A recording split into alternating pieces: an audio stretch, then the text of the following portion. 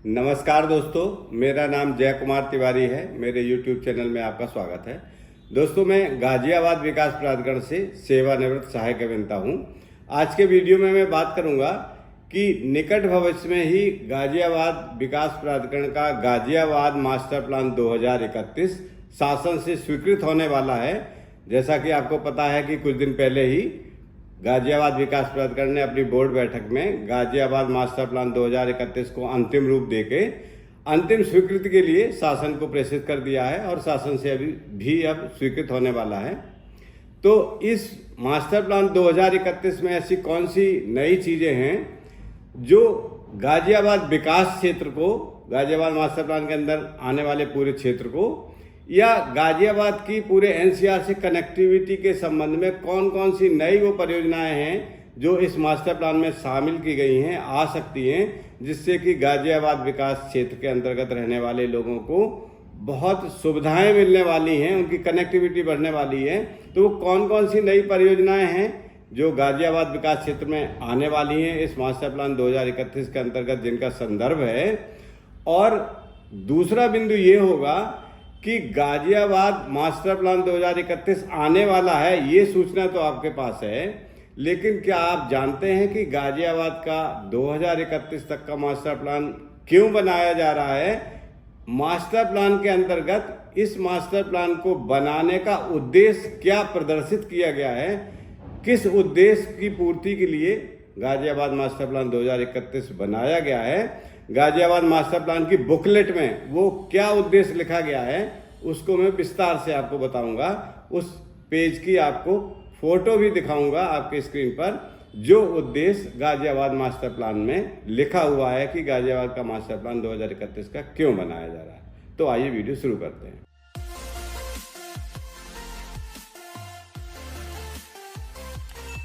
दोस्तों, जैसा कि आपको पता है कि गाजियाबाद विकास प्राधिकरण ने लगभग 15 दिन पहले ही अपनी बोर्ड बैठक में गाजियाबाद मास्टर प्लान 2031 के प्रारूप को अंतिम रूप से फाइनल करके संस्तुति के साथ उत्तर प्रदेश सरकार को अनुमोदन के लिए प्रेषित कर दिया है। और निकट भविष्य में भी, हो सकता है अगले महीने तक ही, दिवाली से पहले ही गाजियाबाद मास्टर प्लान 2031 शासन से अनुमोदित होकर आ जाए और पब्लिश हो जाए, आप सबके यूज के लिए ये उपलब्ध हो जाए। ये संभावना है पूरी तरह से। तो मास्टर प्लान के उद्देश्य से संबंधित गाजियाबाद मास्टर प्लान की बुकलेट में जो लिखा हुआ है वो आप अपनी स्क्रीन पर देख रहे हैं। मैं आपको इसके बारे में विस्तार से इसकी विवेचना करके बताता हूँ। देखिए, गाजियाबाद मास्टर प्लान के जो उद्देश्य हैं, जैसा आप अपने स्क्रीन पर देख रहे हैं, 3 हैं। नंबर 1, कॉम्पैक्ट शहर का विकास हो, और एक ग्रीन सिटी के रूप में भी गाजियाबाद विकास क्षेत्र का विकास हो, और एक स्मार्ट सिटी के रूप में भी गाजियाबाद विकास क्षेत्र का या गाजियाबाद शहर का विकास हो सके। ये 3 ऑब्जेक्ट हैं, 3 उद्देश्य हैं गाजियाबाद मास्टर प्लान 2031 के बनाने के। Number 1, compact city, green city and smart city. अब एक एक करके इसकी विवेचना करते हैं कि कॉम्पैक्ट सिटी का क्या मतलब है। इसमें लिखा हुआ है भू उपयोग अनुकूलता, मतलब मास्टर प्लान में पूरे गाजियाबाद विकास क्षेत्र का जो लैंड यूज जहां पर निर्धारित किया गया है, उस लैंड यूज के अकॉर्डिंग ही पूरे गाजियाबाद विकास क्षेत्र का, उसके अनुकूल ही विकास हो सके, उसी तरह के निर्माण और विकास कार्य हो सके जो मास्टर प्लान 2031 में जहां पर जो भूउपयोग प्रदर्शित किया गया है। तो पहला उद्देश्य इस मास्टर प्लान का ये है कि भूउपयोग की अनुकूलता के अनुसार आगामी शहर का विकास हो। नंबर 2, एकाधिक भूउपयोग विभिन्न गतिविधियां जैसे मनोरंजन क्षेत्र आदि। कई तरह के भूउपयोग इसमें रखे गए हैं ताकि हर तरह की गतिविधियों के लिए अलग अलग आपको क्षेत्र नियोजित किए जा सकें और उन पर निर्माण और विकास कार्य किए जा सकें। एक समग्र शहर का सभी भूउपयोगों के दृष्टिगत विकास हो सके। पॉइंट नंबर 3 है खोखले क्षेत्रों एवं समतल भूमि का एकीकृत विकास। जहां पर भी अभी ऐसे क्षेत्र बीच में छूटे हुए हैं जहां पर कोई भी गतिविधि नहीं हो रही, कारण अलग अलग हो सकते हैं, या जहां पर भूमि ऊंची नीची है, ऐसे क्षेत्रों में भी भूउपयोग डिफाइन कर दिए गए हैं और उनका एकीकृत विकास हो सके समग्र रूप से पूरे शहर के कनेक्टिविटी के साथ, वो भी अपने को कनेक्ट कर पाए, ऐसे क्षेत्र जो खोखले हैं या जहाँ भूमि समतल नहीं है। इस उद्देश्य की पूर्ति के लिए भी ये मास्टर प्लान 2031 बनाया जा रहा है।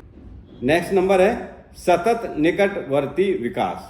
सतत निकटवर्ती विकास का मतलब ये है कि जो हमारा गाजियाबाद विकास क्षेत्र है, मास्टर प्लान की सीमा के अंतर्गत जो क्षेत्र है, वो निकटवर्ती क्षेत्रों से भी, जैसे दिल्ली एनसीआर का क्षेत्र है या मेरठ विकास प्राधिकरण का क्षेत्र है या अन्य राज्यों के साथ जो कनेक्टिविटी है, हरियाणा है, उनके साथ कनेक्टिविटी के संबंध में अगर उन अलग अलग प्रदेशों से या अलग अलग निकटवर्ती क्षेत्रों से कोई टाई अप करके कनेक्टिविटी अच्छी करनी है, उसके लिए भी काम करता रहें और एक निकटवर्ती विकास भी सतत प्रक्रिया से चलता रहे। ऐसा नहीं कि अन्य प्रदेशों के निकटवर्ती क्षेत्रों में या अन्य शहरों के निकटवर्ती क्षेत्रों में कोई इंफ्रास्ट्रक्चर का विकास आ रहा हो और गाजियाबाद विकास क्षेत्र के अंतर्गत आते ही वो रुक जाए, तो वो ना होने पाए। इसलिए निकटवर्ती क्षेत्रों के साथ बेटर कनेक्टिविटी के साथ कंटिन्यूअस प्रोसेस में एक विकास हो सके, ये भी ध्यान रखा गया है। ये भी इस मास्टर प्लान 2031 का एक उद्देश्य है, कॉम्पैक्ट शहर के रूप में विकसित करने के लिए। नेक्स्ट है दूरी कम करने हेतु सामाजिक मूलभूत ढांचे का प्रावधान या टीओडी जोन। इसमें TOD zone transit oriented development, ये भी ध्यान में रखा गया है। जो भी हमारी आरआरटीएस है, रीजनल रैपिड ट्रांजिट सिस्टम, इस आरआरटीएस के दोनों ओर एक निश्चित चौड़ाई की बेल्ट को टीओडी या ट्रांजिट ओरिएंटेड डेवलपमेंट के लिए जोन निर्धारित किया गया है। इसमें आपको एक ही भूखंड पर, एक ही भूखंड पर कई तरह के उपयोग करने की अनुमति मिलेगी। एक ही बिल्डिंग में आप रेजिडेंशियल भी बना सकते हो, कॉमर्शियल भी बना सकते हो, दुकानें भी बना सकते हो और सामाजिक सांस्कृतिक क्रियाओं के लिए भी उसमें स्थान निर्धारित कर सकते हैं। और इस क्षेत्र में अधिक FAR फ्लोर एरिया रेशियो आपको मिल सकता है, जो बिल्डिंग बायलॉज में अभी निर्धारित है उससे ज़्यादा, या अधिकतम 5 तक का प्रावधान किया गया। 5 FAR तक आपको टीओडी जोन में मिल सकता है। ये उद्देश्य भी रखा गया है इस महायोजना के अंतर्गत। मास्टर प्लान 2031 की बुकलेट में ये उल्लेख किया गया है। इसका उद्देश्य है कि जब एक ही स्थान पर, एक ही भूमिखंड पर कई गतिविधियों के भूपयोग आपको मिल जाएंगे, तो जो हमारे दैनिक कार्य करने वाले लोग हैं, यात्री हैं, दैनिक काम करने अपने स्थान से जा रहे हैं, तो उनका ऑफिस भी उसी जगह हो सकता है, उनका रहने का स्थान भी उसी जगह हो सकता है। ये उद्देश्य है योजना का।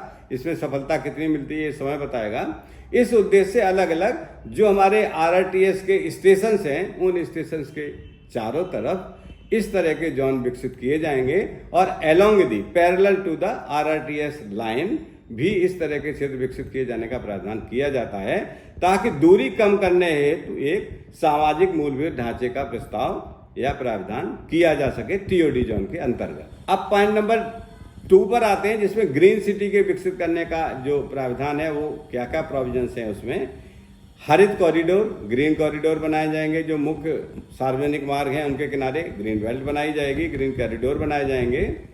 शहरी कृषि भूमि, जो कृषि भूमि है और मास्टर प्लान 2031 के अंतर्गत आ जाएगी, शहरी कृषि भूमि है, उसके नियोजन के लिए भी उसमें ग्रीन एरिया ज़्यादा छोड़े जाने, या वहाँ पार्क है या सार्वजनिक या रीजनल सुविधाओं के लिए केंद्र हैं, वो बनाए जाने के लिए भी प्रावधान किए जा सकते हैं मास्टर प्लान 2031 में, ताकि एक ग्रीन सिटी विकसित किया जा सके। नेक्स्ट है प्राकृतिक संसाधनों के संरक्षण हेतु पूर्व सुविधाओं में सुधार करना।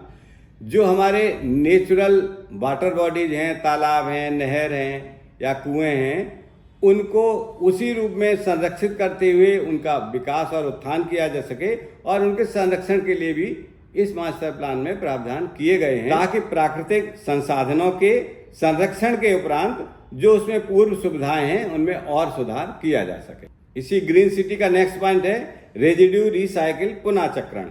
जो सॉलिड और सेमी सॉलिड अवशिष्ट हैं, या जिसको कूड़ा कह सकते हैं आम भाषा में, उनके प्रबंधन के लिए या उनके रिसाइकलिंग के लिए भी इसमें प्रावधान किया गया है, ताकि उसको रिसाइकिल करके उसका बेहतर प्रबंधन किया जा सके। नेक्स्ट है सरकारी भवनों पर सोलर पैनल का रिसाइकिल पुनः उपयोग।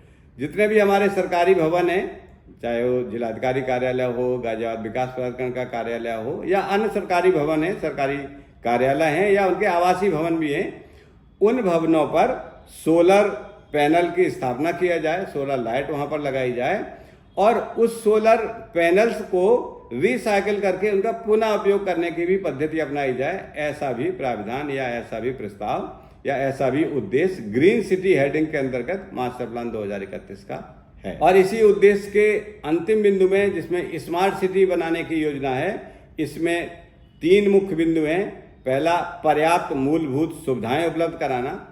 जब तक इंफ्रास्ट्रक्चर का पर्याप्त और क्वालिटी का स्ट्रक्चर डेवलप नहीं होगा, तब तक लोगों को एक स्थान से दूसरे स्थान तक जाने में, चाहे हमारा सड़क मार्ग हो, चाहे मेट्रो का मार्ग हो, उसकी कनेक्टिविटी अगर इस तरह नहीं मिल पाएगी कि लोग आसानी से बिना भीड़ के, बिना जाम के जा सकें एक स्थान से दूसरे स्थान तक, तब तक हम एक स्मार्ट सिटी की कल्पना नहीं कर सकते हैं। अगर जाम में ही किसी आदमी का 2 घंटे बर्बाद हो गया, ऑफिस लेट हो गया, या रोज 2 घंटे आने में, 2 घंटे जाने में जाम की वजह से या इंफ्रास्ट्रक्चर की खराब स्थिति की वजह से लग रहे हैं किसी इंसान के, तो उसमें भी सुधार किया जाए, जिससे आम लोगों के जीवन में एक क्वालिटी का समय बच सके और आम लोगों के जीवन के स्तर का सुधार किया जा सके। तो स्मार्ट सिटी कल्पना के अंतर्गत ये प्रावधान भी किया गया है कि पर्याप्त मूलभूत सुविधाएं हों और ई गवर्नेंस हो।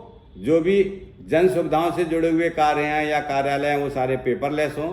जैसा कि अभी गाजियाबाद विकास प्राधिकरण ने भी अपने ऑफिस को पेपरलेस बनाने के लिए काम करना शुरू कर दिया है।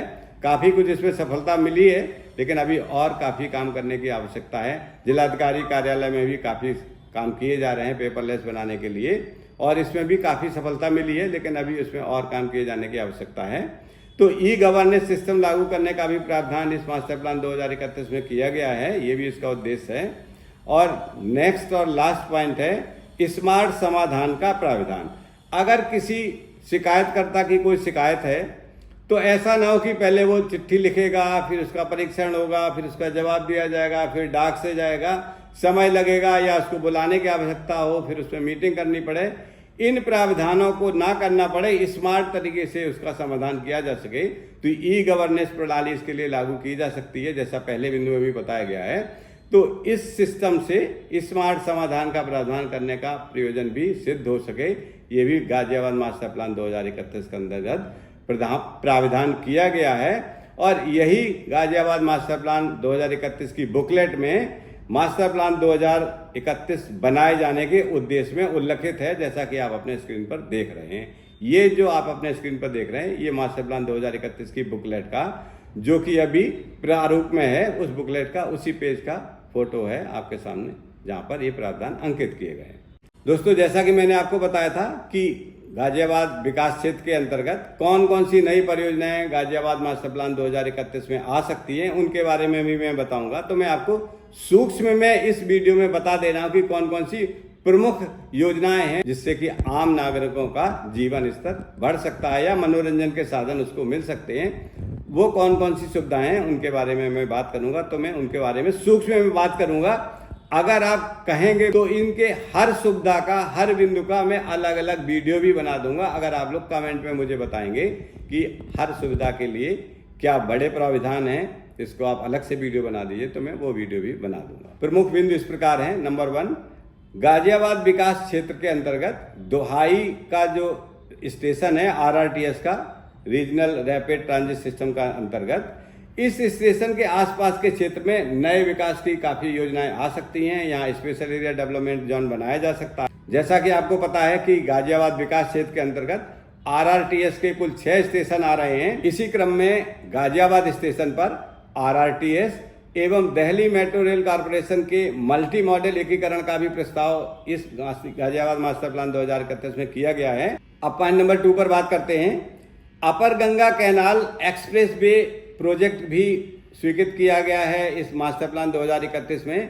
इस upper Ganga canal expressway project के अंतर्गत गाजियाबाद के डासना के समीप 8 हेक्टेयर में एक नेविगेशन चैनल एवं आरक्षित क्षेत्र भी बनाया जा सकता है। इसके लिए इसमें प्रावधान किया गया है। इसके अलावा गाजियाबाद विकास क्षेत्र को NCR के साथ और हरियाणा स्टेट के साथ जोड़कर एक और बड़ी उपयोगी योजना है जो इस मास्टर प्लान 2031 में उसका उल्लेख किया गया है, और इस परियोजना का नाम है inner regional orbital rail corridor. दोस्तों, जैसा कि आपको पता है कि दिल्ली में यात्रियों का दबाव कम करने के लिए पहले से ही ऑर्बिटल रेल कॉरिडोर बनाए जाने का प्रस्ताव था। उस प्रस्ताव में दिल्ली, हरियाणा और यूपी के 6 रेडियल स्टेशन को मिला के एक ट्रेन कॉरिडोर बनाए जाने का प्रस्ताव है। उसी पैटर्न पर गाजियाबाद मास्टर प्लान में भी एक प्रावधान किया गया है जिसमें कि इनल रीजनल ऑर्बिटर रेल कॉरिडोर बनाए जाने का प्रावधान है। दोस्तों, इस सूचना के साथ ये वीडियो यहीं समाप्त होता है। अगले वीडियो में जैसा आप कमेंट करेंगे उसी आधार पर मैं वीडियो बनाने की कोशिश करूंगा। नमस्कार।